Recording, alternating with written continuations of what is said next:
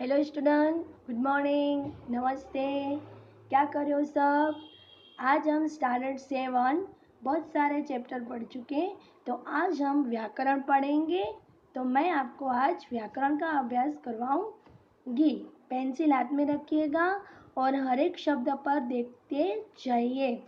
तो पहला है, नीचे दिए गए वाक्यों को पढ़िए और रेखांकित शब्दों को ध्यान से देखिए।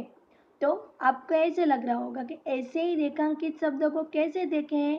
तो ये रेखांकित शब्द के लिए पहले मैं आपको एक व्याख्या बताती हूँ जिस पर आपको ध्यान देना है। इन पर उपर्युक्त वाक्यों में रेखांकित शब्द आशा, नर्मदा, हिमालय, नीम किसी खास व्यक्ति, नदी, पर्वत और पेड़ के निर्देश करते हैं। उसे क्या बोला जाता है? व्यक्तिवाचक संज्ञा। आप लोग संज्ञा तो पढ़ चुके होंगे, जैसे 5th में आता था ना संज्ञा। संज्ञा 6th में भी पढ़े होंगे आप। तो संज्ञा में क्या व्याख्या है कि किसी खास व्यक्ति, वस्तु, स्थान का निर्देश करता हो, उसे संज्ञा कहते हैं। उसी तरह संज्ञा के 3 भेद हैं, 5 वैसे तो है: व्यक्तिवाचक, जातिवाचक, भाववाचक संज्ञा, समूहवाचक रचना और द्रव्यवाचक संज्ञा। इसी तरह अभी हमें सिर्फ व्यक्तिवाचक संज्ञा देखनी है। उसकी व्याख्या है किसी खास व्यक्ति, प्राणी या स्थान को सूचित करने वाली संज्ञा को व्यक्तिवाचक संज्ञा कहते हैं। किसी खास व्यक्ति, आपको ज़्यादा पे पर्टिकुलर व्यक्ति, प्राणी या स्थान के नाम को ही देखना है, उसे बोलते हैं व्यक्तिवाचक संज्ञा। अब हम पढ़ें एक, आशा विमान चलाती है। तो यहाँ पे रेखांकित किया गया है। आपको एक्सरसाइज के दौरान पूछा जाएगा कि व्यक्तिवाचक संज्ञा पहचानिए और रेखांकित कीजिए। तो मैं आपको जो समझाती हूँ ध्यान से सुनिए। यहाँ पे आशा नाम है, इसीलिए वो क्या हो गई? व्यक्तिवाचक संज्ञा। नर्मदा गुजरात की सबसे बड़ी नदी है। कौन सी नदी? नर्मदा। तो नर्मदा भी क्या हुई? व्यक्तिवाचक। हिमालय भारत का सबसे ऊंचा पर्वत है। कौन सा पर्वत ऊंचा है? हिमालय। तो यहाँ पे व्यक्तिवाचक संज्ञा में जो नाम दिया है, स्थान, प्राणी और व्यक्ति, जैसे ये हिमालय स्थान का नाम बता रहे हैं, पर्वत जैसे उसका नाम है हिमालय। नीम गुणकारी पेड़ है। कौन सा पेड़ गुणकारी है? तो नीम। आप ऐसे बोलोगे वाक्य तो आपको तुरंत पता चल जाएगा।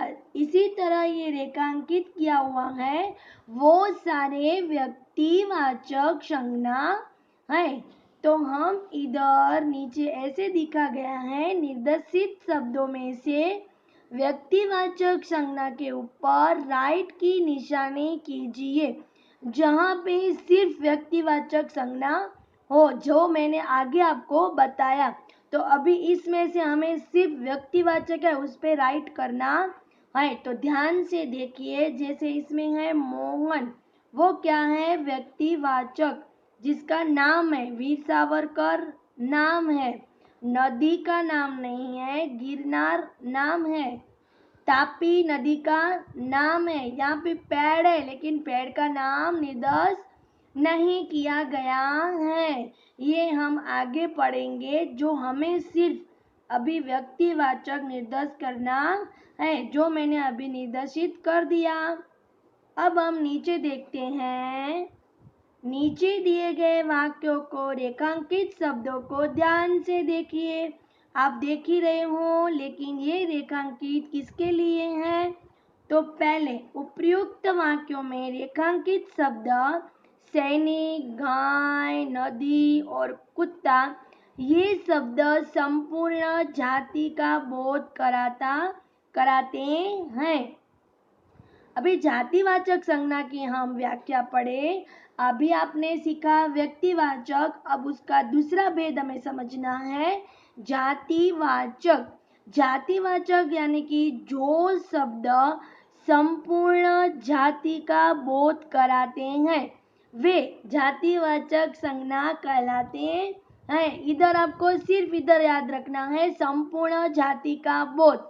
तो मैं आपको पहले बताती हूँ कि हमारे देश के सैनिक बहादुर है।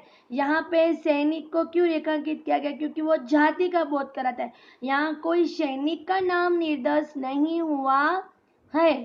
2, हमारी गाय का नाम गौरी है। सिर्फ नाम बताता है तो इधर हमें आपको व्यक्तिवाचक जातिवाचक दोनों बोले तो हम इधर गौरी को व्यक्तिवाचक बोल सकते, लेकिन सिर्फ जाति बताई तो जाति में गाय आएगा क्योंकि गाय का नाम निर्देश नहीं हुआ है। हमें सिर्फ जाति बतानी है। जाति यानी कि नदी को लोक माता कहते हैं, तो नदी यहाँ क्या है? जाति। हमें नदी का नाम निर्देश हुआ नहीं है। कुत्ता वफादार प्राणी है, तो यहाँ पे कुत्ता भी क्या है? जातिवाचक।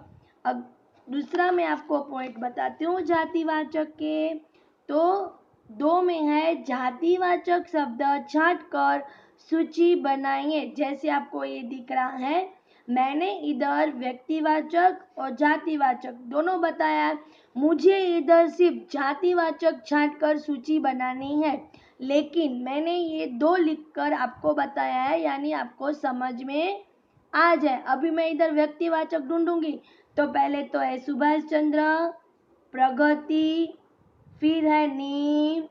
ये सारे क्या हुए? नाम है, इसीलिए इसे व्यक्तिवाचक बोलते हैं। दूसरे हैं नदी, सुंदर, छात्र, पेड़, लड़का, गाय। ये सारे जातिवाचक है। क्या है? जो मैंने इधर नाम बताए हैं। उसी तरह आपको एक्सरसाइज में सारा लिखा हुआ होगा, जहाँ पर ढूंढ कर आपको व्यक्तिवाचक और जातिवाचक लिखना है।